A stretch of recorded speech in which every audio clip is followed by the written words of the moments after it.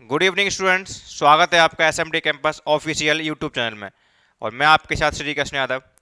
आज हम आपके लिए पॉलिटी का वन लाइनर रिवीजन टेस्ट लेकर आए हैं, जिसमें क्वेश्चन होंगे, उसके आंसर मैं आपको बताऊंगा। आप भी देने की कोशिश कीजिए कमेंट बॉक्स में। तो जो भी स्टूडेंट वनडे एग्जाम की तैयारी कर रहे हैं उनके लिए ये वीडियो बहुत ही महत्वपूर्ण होने वाली है। तो आइए देखते हैं। ठीक है, आइए देखते हैं SMD campus polity one liner speed test. ठीक है ना। तो कम समय में ज़्यादा सवालों को हम देखेंगे, जिससे कि एग्जाम पॉइंट ऑफ व्यू जो भी क्वेश्चन है, ये बहुत ही महत्वपूर्ण क्वेश्चन है एग्जाम पॉइंट ऑफ व्यू के लिए। ठीक है ना। आइए देखते हैं। पहला क्वेश्चन जो है आपका, संविधान सभा का गठन किया गया था। ठीक है ना। संविधान सभा का जो गठन किया गया था वो किस आधार पर था, ये क्वेश्चन है। तो इसका जो आधार था पहले क्वेश्चन का, संविधान सभा का, तो कैबिनेट मिशन योजना। ठीक है ना। कैबिनेट मिशन योजना 1946। ठीक है ना। कैबिनेट मिशन योजना 1946, इसके आधार पर, इसकी सिफारिश पर, इसके प्रस्ताव पर हमारी संविधान सभा का गठन किया गया था। इसमें कहा गया था कि संविधान सभा के सदस्यों का निर्वाचन कैसे होगा, संख्याएं कितनी होंगी, कहां से कितने प्रतिनिधित्व आएंगे, कितनी सीटें आवंटित की जाएंगी, वो सारी कुछ योजना इसी में। तो इसी के आधार पर संविधान सभा का गठन किया गया था। ठीक है ना। पहला क्वेश्चन हो गया। दूसरा क्वेश्चन देखते हैं, भारतीय संविधान के निर्माण में कितना समय लगा। भारतीय संविधान के निर्माण में जो समय लगा वो 2 वर्ष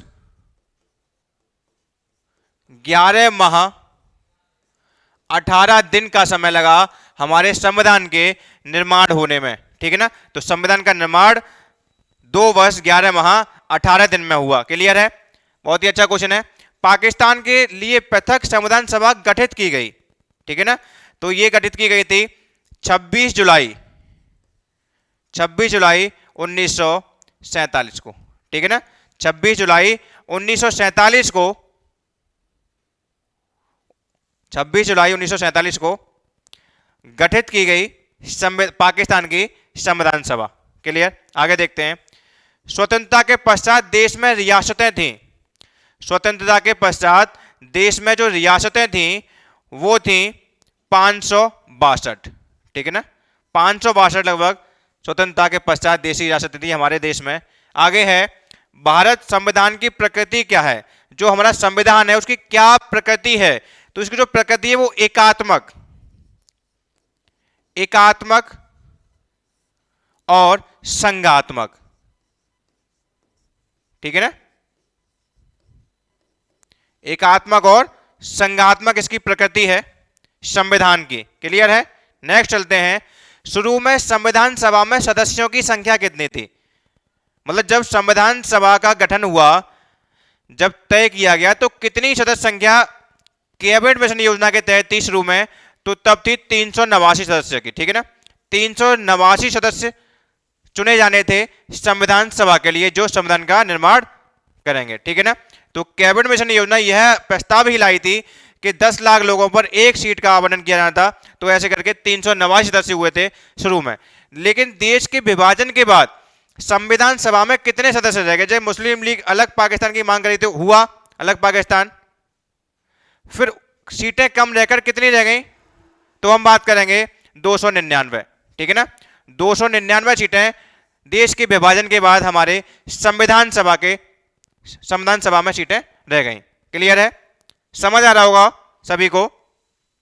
संविधान सभा में किस रियासत के प्रतिनिधियों ने भाग नहीं लिया। तो संविधान सभा में किस रियासत के प्रतिनिधियों ने भाग नहीं लिया, तो यहां जो ऑप्शन होगा, यहां जो आंसर होगा, हैदराबाद। ठीक है। हैदराबाद। ठीक है। हैदराबाद इसका जो क्वेश्चन होगा, वो हैदराबाद की जो रियासत थी उसके प्रतिनिधियों ने भाग नहीं लिया था संविधान सभा में। नेक्स्ट क्वेश्चन देखते हैं। बहुत ही रिपीटेड क्वेश्चन है ये, कई बार क्वेश्चन पूछा गया है कि संविधान सभा की पहली बैठक हुई थी। तो ये बहुत सरल सा क्वेश्चन है। 9 दिसंबर 1946। ठीक है ना। 9 दिसंबर 1940 को संविधान सभा की पहली बैठक हुई। क्लियर। संविधान सभा के अस्थायी अध्यक्ष कौन थे? तो पहली बैठक हुई, तो पहली बैठक को आपको पता है कि अस्थायी अध्यक्ष चुने गए थे फ्रांस की तर्ज पर। तो किसे चुना गया था? तो सच्चिदानंद सिन्हा, सच्चिदानंद सिन्हा, ठीक है ना। ये हमारे संविधान सभा के पहली बैठक के अस्थायी अध्यक्ष थे। क्लियर? नेक्स्ट क्वेश्चन, भारत की संविधान निर्मात्री सभा में संवैधानिक सलाहकार कौन थे? तो पहली बैठक हुई, उसको 2 दिन बाद दूसरी बैठक हुई। दूसरी बैठक के दिन ही हमारे संविधान के संवैधानिक सलाहकार नियुक्त किए गए। उनका नाम था sir B N. Rao, sir B N. Rao. Clear? ये संविधान सभा के संवैधानिक सलाहकार थे, क्योंकि ये हमारे संविधान बनने से पहले जो पहले देशों में बने संविधान में ये उसमें काम कर चुके थे, ठीक है ना। ये उस संविधान के निर्माण में शामिल थे, इसलिए इन्हें संवैधानिक सलाहकार नियुक्त किया गया। क्लियर? नेक्स्ट क्वेश्चन देखते हैं हम, संविधान सभा के स्थायी अध्यक्ष। तो पहली बैठक के दिन अस्थायी अध्यक्ष सच्चिदानंद सिन्हा, दूसरी बैठक 2 दिन बाद 11 दिसंबर को, तो जो अध्यक्ष चुने गए वो थे राजेंद्र प्रसाद, ठीक है ना। वो थे डॉक्टर राजेंद्र प्रसाद को स्थायी अध्यक्ष के रूप में चुना गया, ठीक है ना, राजेंद्र प्रसाद को। संविधान सभा का प्रारूप तैयार किया था, तो जो संवैधानिक सलाहकार थे उन्हीं ने संविधान का सबसे पहले प्रारूप तय किया, ठीक है, एक तरीके से खाका खींचा, ठीक है। तो वो थे V N. Rao, sir B N. Rao. यहां आएंगे सर बी.एन. राव, ठीक है भाई, ठीक है। बहुत अच्छे क्वेश्चन है, एग्जाम पॉइंट ऑफ व्यू से बहुत ही बढ़िया क्वेश्चन है, इसलिए पूरी वीडियो को देखें जिससे कि आपको बहुत ही लाभ मिलेगा, ठीक है। प्रथम कानून मंत्री की हम बात करेंगे, तो कानून मंत्री जो कि उस समय कानून के ज्ञाता थे डॉक्टर भीमराव अंबेडकर, तो हम लिखेंगे डॉक्टर भीमराव अंबेडकर।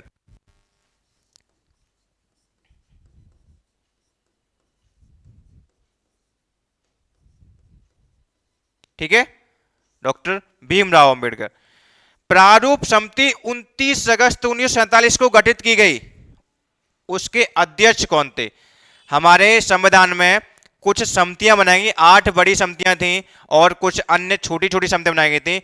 तो सबसे जो मेन समिति थी प्रारूप समिति थी, जो जिसको प्रारूप तैयार करना था, तो जो उसके अध्यक्ष थे वो भीमराव अंबेडकर ही थे, ठीक है ना, डॉक्टर भीमराव अंबेडकर।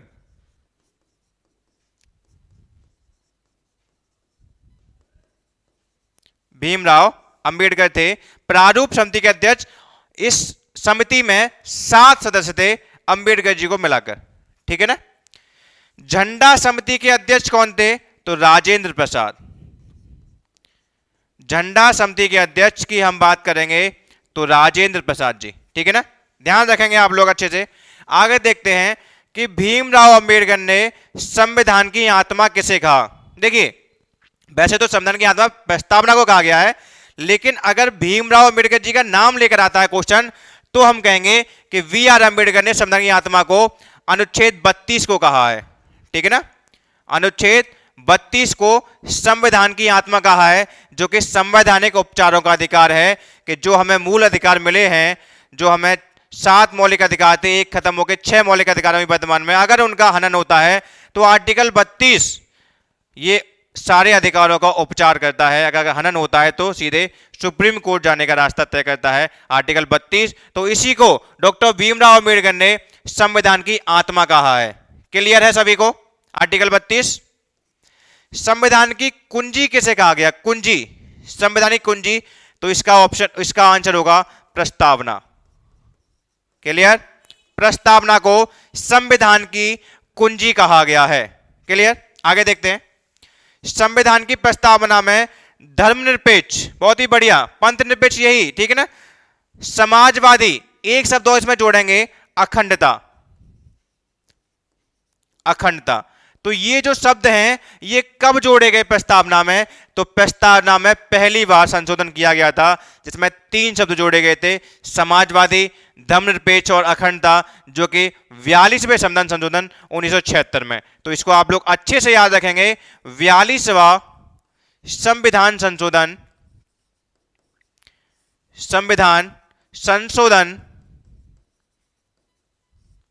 1976 में हुआ था, जिसमें प्रस्तावना में 3 शब्द जोड़े गए। बहुत ही इंपोर्टेंट क्वेश्चन है ये एग्जाम पॉइंट ऑफ व्यू से, ठीक है ना। तो समाजवादी, अखंडता और धर्मनिरपेक्षता शब्द जोड़े गए, इसको आप अच्छे से ध्यान रखिएगा।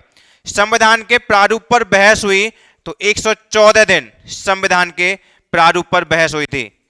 भारतीय संविधान का पिता कहा जाता है, ठीक है, संविधान का पिता, तो डॉक्टर भीमराव अंबेडकर को संविधान का पिता कहा जाता है। डॉक्टर भीमराव अंबेडकर, ठीक है ना, इनको संविधान का पिता कहा जाता है, ठीक है। ये तो छोटा सा क्वेश्चन था। भारतीय संविधान को अर्ध संघीय संविधान किसने कहा है? अर्ध संघीय संविधान तो व्हीलर ने कहा है, व्हीलर, ठीक है ना, व्हीलर ने अर्ध संघीय संविधान हमारे संविधान को कहा है, ठीक है।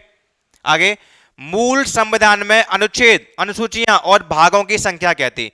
जब संविधान बनकर तैयार हुआ, ठीक है ना, तब हमारे संविधान में कितने अनुच्छेद थे, कितने अनुसूचियां थी और कितने भाग थे? तो हम यहां अनुच्छेद की बात करें, अगर हम अनुच्छेद की बात करें तो यहां बात करते हैं हम अनुच्छेद, ठीक है ना। अनुच्छेद की बात करेंगे तो 395 अनुच्छेद थे उस समय मूल संविधान में। और हम अनुसूचियां की बात करेंगे, अनुसूचियों की बात करेंगे तो हम कह सकते हैं 8 अनुसूचियां थी उस समय। और हम भाग की अगर बात करें, भाग की, तो हम कह सकते हैं 12 भाग थे, ठीक है ना। तो 395 अनुच्छेद, 8 अनुसूचियां और 22 भाग थे, ठीक है ना, 22 भाग, ठीक है। अनुसूचियां 12 वर्तमान में हैं, यहां 22 भाग थे, क्लियर, 22 भाग। तो 395 अनुच्छेद, 8 अनुसूचियां और 22 भाग, ठीक है। इसको आप याद रखेंगे अच्छे से, ठीक। देखिए, वर्तमान में अनुच्छेद हैं तो आप कह सकते हैं 470 से प्लस, ठीक है। वर्तमान में अनुसूचियां हैं तो पहले 8 थी, अब कितनी हो गई? 12। कितनी हो गई? 12। तो 8 के बाद 9, 10, 11, 12, ये बाद में संविधान संशोधन करके जोड़ी गई, ठीक है ना, और इसमें अलग अलग विषय रखे गए। 8वीं अनुसूची में भाषाओं का कुल संख्या कितनी थी? जो 8वीं अनुसूची है उसमें कितनी भाषाओं का उल्लेख किया गया है? तो जो भाषाएं हैं वो 22 भाषाओं का उल्लेख किया गया है। और जब वर्तमान में, मूल संविधान में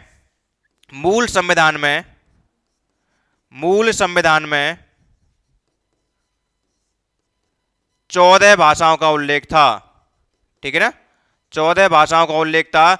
ये 8 भाषाएं बाद में संविधान संशोधन के द्वारा जोड़ी गई, ठीक है ना। तो वर्तमान में 22 भाषाओं का उल्लेख है और मूल संविधान में 14 भाषाओं का उल्लेख था। आगे देखते हैं, मूल संविधान में राज्यों का उल्लेख था तो 14 राज्यों का उल्लेख था, ठीक है, सरल सा क्वेश्चन है। संविधान में देश का नाम तो भारत अर्थात इंडिया, ठीक है ना, दोनों नामों को लिया गया यहां, भारत अर्थात इंडिया, ठीक है, क्या है? हमारे देश का नाम। संविधान का सबसे बड़ा भाग है, तो जो 22 भागों में हमारा संविधान है उसमें सबसे बड़ा भाग कौन सा है उसकी बात कर रहा है। तो बड़ा भाग है हमारा 5वां, ठीक है ना, 5वां भाग सबसे बड़ा भाग है, ठीक है, सबसे बड़े भाग की बात कर रहा है। भारत का मैग्ना कार्टा, बहुत बढ़िया क्वेश्चन है, भारत के संविधान का मैग्ना कार्टा किस भाग को कहा गया है? तो भाग 3 को मैग्ना कार्टा की संज्ञा दी गई है, जो कि भाग 3 में क्या है? मौलिक अधिकार, क्लियर है, मौलिक अधिकार, जो कि भारत के नागरिक को मौलिक अधिकार दिए गए हैं। मूल संविधान में 7 थे, अभी 6 मौलिक अधिकारों का उल्लेख है जो भाग 3 में, तो मैग्ना कार्टा कहा जाता है भाग 3 को। संघीय न्यायपालिका का उल्लेख किस भाग में है? तो संघीय न्यायपालिका का उल्लेख किस भाग में है? तो भाग 5 में, ठीक है ना, 5वें भाग में है, 5वें भाग में संविधान संघीय न्यायपालिका का उल्लेख है, ठीक है ना, संघीय न्यायपालिका। आगे चलते हैं। संविधान के 15वें और 18वें भाग का विषय क्या है? बहुत बढ़िया क्वेश्चन पूछा ये कि 15 भाग और 15 भाग और 15 भाग में क्या विषय है और 18 भाग में क्या विषय है। जो 22 भागों की बात होती है तो यहां वो 15 का पूछा है, तो हम यहां देखेंगे 15वें भाग में, 15वें भाग में निर्वाचन है, 15वें भाग में निर्वाचन, ठीक है। और भाग 18 की हम बात करें तो 18 में है आपात उपबंध, आपात उपबंध, ठीक है ना। 15 में निर्वाचन की बात की गई है और 18 में आपात उपबंध की बात की गई है, ठीक है ना, आपातकाल की बात की गई है, जो कि 3 तरह के आपातकाल मिलते हैं हमें, ठीक है भाई। प्रथम लिखित संविधान दिया है किस देश ने? तो हम बात करते हैं अमेरिका में, अमेरिका प्रथम लिखित संविधान, पहला लिखित संविधान तो अमेरिका। सबसे बड़ा लिखित संविधान, सबसे बड़ा तो ये भारत, भारत का सबसे बड़ा लिखित संविधान है, ठीक है, याद रखेंगे आप लोग। नए राज्यों का प्रवेश या स्थापना की शक्ति प्रदान की गई है किस आर्टिकल में? नए राज्यों का प्रवेश या स्थापना की शक्ति किस आर्टिकल में प्रवेश की गई, बात की गई है? तो अनुच्छेद 2 में, ठीक है, अनुच्छेद 2 में बात की गई है नए राज्यों का प्रवेश और स्थापना की बात आर्टिकल 2 में। भाषाई आधार पर सबसे पहले राज्य किसे बनाया गया था? मतलब भाषा के आधार पर सबसे पहला राज्य कौन सा बना था, ठीक है ना। तो हम यहां बात करेंगे आंध्र प्रदेश की। आंध्र प्रदेश को सबसे पहले भाषा के आधार पर राज्य बनाया गया था, ठीक है ना, भाषा के आधार पर, भाषा के आधार पर, ठीक है। आगे देखते हैं। अनुच्छेद 3 के तहत नए राज्यों का निर्माण और वर्तमान राज्यों के क्षेत्र, सीमाओं या नामों में परिवर्तन करने का अधिकार किसे दिया गया है? राष्ट्रपति, प्रधानमंत्री, राज्यपाल या संसद को? तो यहां जो आंसर होगा वो संसद, ठीक है ना, संसद को यह अधिकार दिया गया है, ठीक है भाई, संसद को यह अधिकार दिया गया है। 7वां संवैधानिक संशोधन 1956 ये किससे संबंधित है? ठीक है ना, तो ये संबंधित है भाषाई आधार पर, भाषाई आधार पर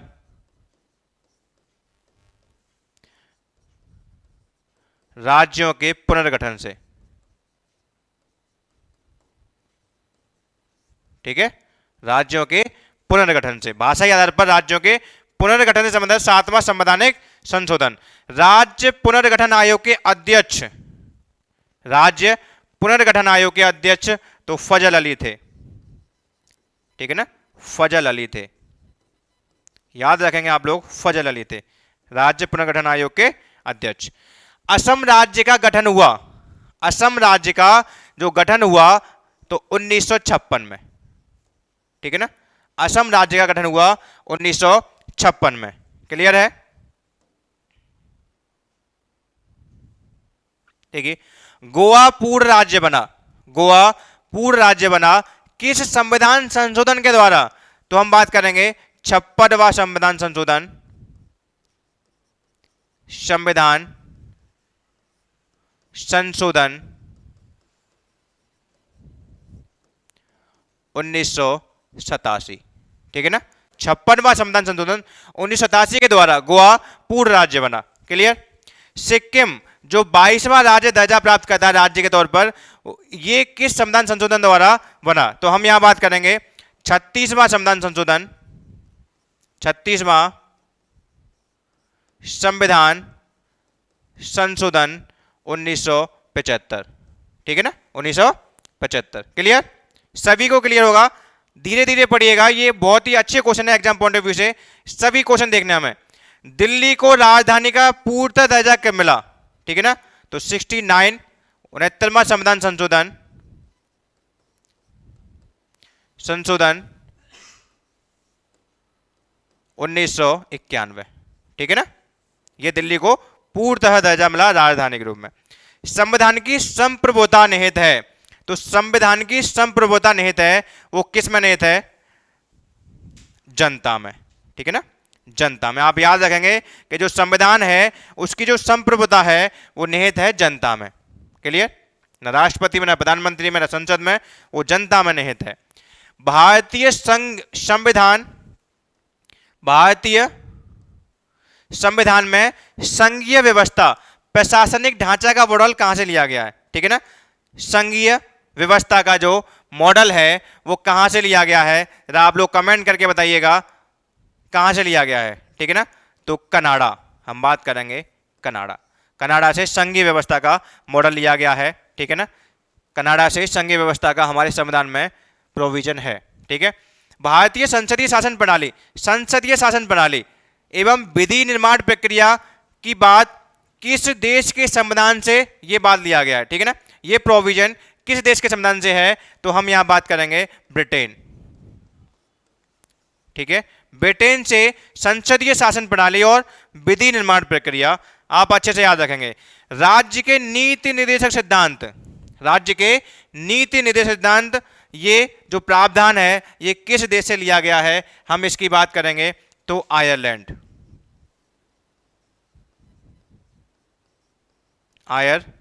ठीक है ना, और हम भाग बात कर रहे हैं, यहां भाग किस भाग में है? तो भाग 4 में। और आर्टिकल की हम बात करें तो 36 से 51।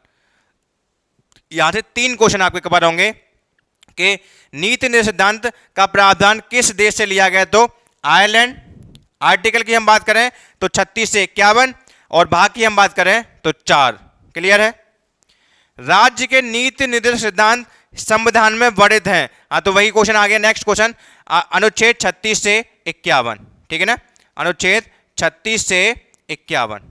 ठीक, 36 से 51। और भाग 4 की भी बात हो चुकी है। बहुत बढ़िया।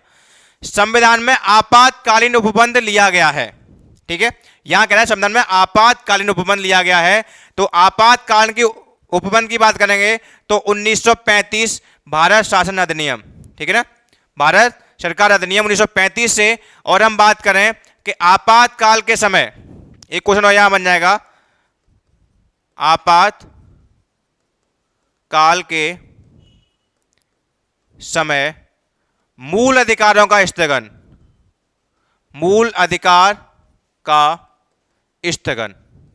ठीक है ना, तो हम कह देंगे जर्मनी। ठीक है भाई, जर्मनी। अगर वो आज पूछता है कि आपातकालीन उपबंध, तो भारत सरकार अधिनियम 1935, भारत सरकार अधिनियम 1935। और अगर वो पूछता है कि आपातकाल के समय मूल अधिकारों का स्थगन, तो जर्मनी की बात होगी। क्लियर है? संविधान में संबंधित सूची का विषय लिया गया है कि संबंधित सूची जो है, 3 सूचियां होती हैं हमारे, संघ सूची, राज्य सूची और संबंधित सूची। तो जो संबंधित सूची का प्रावधान है ये किस देश से लिया गया है? तो हम बात करेंगे संबंधित सूची का ऑस्ट्रेलिया। ठीक है, इसका आंसर ऑस्ट्रेलिया।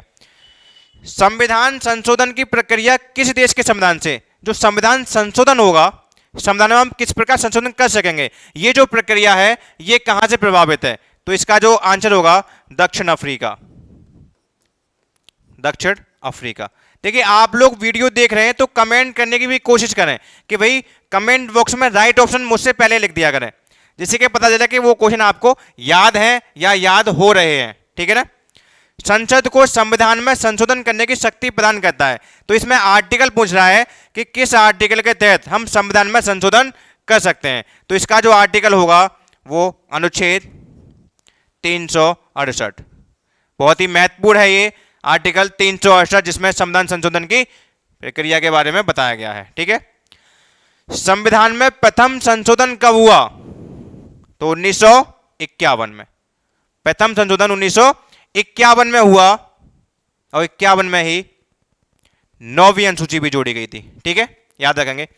राज्य सूची, संघ सूची और संबंधित सूची में कितने विषय हैं? अभी ये बात कर रहा है राज्य सूची। तो हमारे पास 3 सूची होती है। संघ सूची होती है, एक संघ सूची, ठीक है, एक होती है राज्य सूची, और एक होती है संबंधित सूची। ठीक है, जो संघ सूची है उसमें संघ कानून बनाता है, राज्य सूची है उसमें राज्य कानून बनाता है, और संबंधी सूची है उसमें दोनों कानून बनाने का अधिकार होता है, मतलब राज्य भी बना सकता है और केंद्र भी बना सकता है। ठीक है, तो संघ सूची के विषय के बारे में बात करें तो 98 विषय संघ सूची में है। राज्य सूची की बात करें तो 59 विषय राज्य सूची के पास है, और संबंधी की बात करें तो 52 विषय संबंधी सूची के पास है। ठीक है ना, जहां ये कानून बनाते हैं। देखिए आगे, वन एवं पर्यावरण ये विषय किस सूची का है? बहुत बढ़िया क्वेश्चन है। वन और पर्यावरण ये किस विषय का है? तो ये संघ सूची का विषय है, ये संघ सूची का विषय है। ठीक है ना, संघ सूची का। कानून व्यवस्था विषय है, कानून व्यवस्था पर कौन नियम बनाएगा? तो ये राज्य सूची का विषय है, राज्य सूची का। क्लियर, राज्य सूची का विषय। शिक्षा समाचार पत्र जो विषय है ये संबंधी सूची का विषय है, संबंधी सूची का, संबंधी सूची। बहुत ही अच्छे क्वेश्चन है ये एग्जाम पॉइंट ऑफ व्यू से। ठीक है, आगे देखते हैं। रेल, डाक और रक्षा ये किस सूची का विषय है? रेल पर कौन कानून बनाएगा, और डाक पर कौन बनाएगा, और रक्षा पर कौन कानून बनाएगा? तो ये जो विषय है वो संघ सूची का विषय है। ठीक है ना, संघ सूची का विषय है। ठीक है, नेक्स्ट क्वेश्चन, पंचायती राज्य विषय है, पंचायती राज्य, तो ये राज्य सूची का विषय है, राज्य सूची का विषय है ये। ठीक है, 11वीं अनुसूची संबंधित है, तो मैंने बताया कि 8 अनुसूचियां थी हमारे मूल संविधान में। अभी जो वर्तमान में सूचियों का प्राप्त वो है उल्लेख, तो 12 अनुसूचियां हैं। तो ये पूछा 11वीं जो अनुसूची वो संबंधित किससे है? तो वो संबंधित है पंचायत से। ठीक है ना, पंचायत से संबंधित है हमारी 11वीं अनुसूची, और 12वीं नगर पालिका से। पंचायती राज का सबसे छोटा अंग जो है वो ग्राम पंचायत है, ग्राम पंचायत। इसका आंसर होगा ग्राम पंचायत। ठीक है ना, ग्राम पंचायत चुनाव की जिम्मेदारी होती है, ग्राम पंचायत चुनाव की जिम्मेदारी होती है तो राज्य की। ठीक है ना, राज्य की। आगे देखते हैं, पंचायती राज व्यवस्था जो त्रिस्तरीय शुरू की गई थी, जो पंचायती राज व्यवस्था थी वो शुरू की गई थी। ठीक है ना, तो ये शुरू हुई थी नागौर से, सबसे पहले नागौर में हुई थी ये। ठीक है, नागौर राजस्थान, नागौर राजस्थान से। ठीक है ना, ठीक है भाई। आगे देखते हैं, सबसे पहले पंचायती राज व्यवस्था लागू की गई थी, सबसे पहले पंचायती व्यवस्था लागू, हाँ तो ये क्वेश्चन यहां भी आ जाएगा नागौर में। ठीक है ना, नागौर राजस्थान, नागौर राजस्थान। ठीक है भाई, ये दोनों क्वेश्चन सेम। भारत में नागरिकता का प्रावधान कहां से लिया गया है?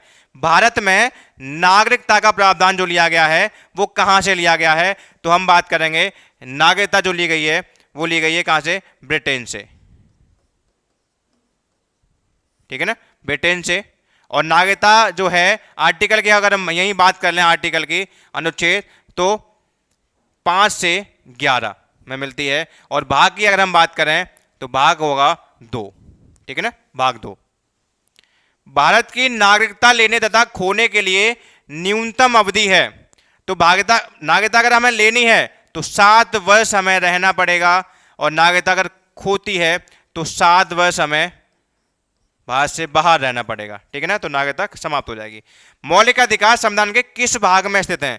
मौलिक अधिकार, अभी पहले भी बात हुई थी मौलिक अधिकार की, तो मौलिक अधिकार जिसे मैग्ना कार्टा भी कहा गया था, याद हो तो आपको, कि मौलिक अधिकार संविधान के किस भाग में है? तो भाग 3 में, भाग 3 में। आर्टिकल की हम बात करें तो 12 से 35, 12 से 35। ठीक है ना, आगे चलते हैं। मूल संविधान में मौलिक अधिकार थे, जो हमारा मूल संविधान था तब कितने मौलिक अधिकारों का उल्लेख था? तब 7 मौलिक अधिकार थे हमारे पास। ठीक है ना, तब 7 मौलिक अधिकार थे, 7 मौलिक अधिकार। वर्तमान में मौलिक अधिकार हैं 6। ठीक है ना, वर्तमान में 6 मौलिक अधिकार हैं अभी हमारे पास। संपत्ति के अधिकार को मूल अधिकार की सूची से हटाकर विधिक अधिकार अनुच्छेद 300 कम में डाल दिया गया। किस संविधान संशोधन के तहत? तो 44वां संविधान संशोधन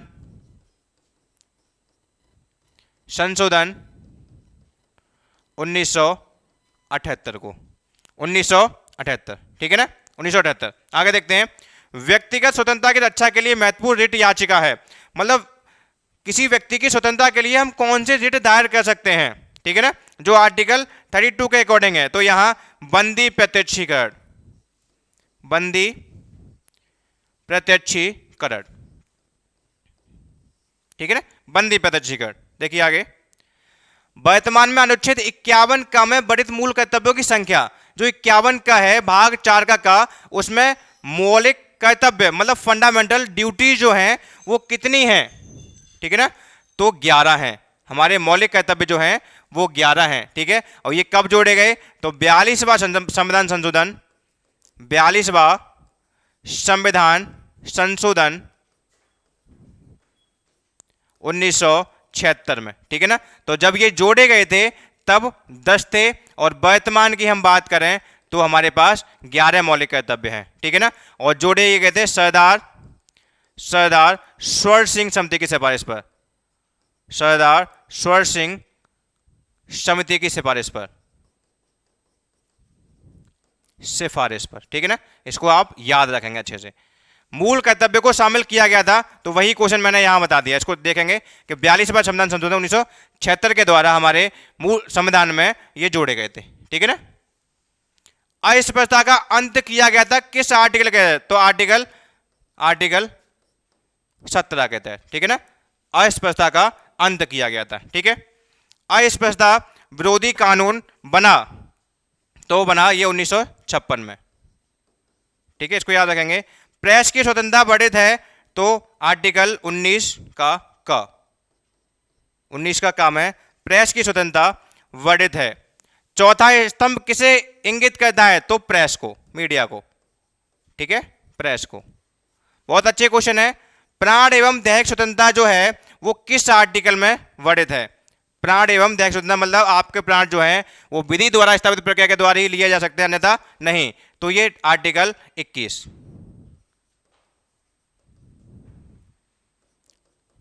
ठीक है ना, आर्टिकल 21। अल्पसंख्यक वर्गों के हितों का जो संरक्षण दिया गया है वो किस में दिया गया, अल्पसंख्यक वर्गों के हितों का संरक्षण, तो आर्टिकल 29,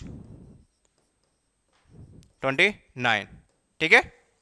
6 से 14 वर्ष की उम्र के बच्चों के लिए निःशुल्क शिक्षा अनिवार्य किया गया है, ठीक है ना। ये जो 6 से 14 वर्ष की उम्र के बच्चे हैं इनकी जो निःशुल्क शिक्षा अनिवार्य की गई है, ये किस आर्टिकल में है शिक्षा का अधिकार, तो आर्टिकल 21A मौलिक कर्तव्य में डाला गया, ठीक है ना। इससे पहले ये नीति निषेध तत्व में था, ये मौलिक कर्तव्य में डाला गया। कब डाला गया, तो 86वां संविधान संशोधन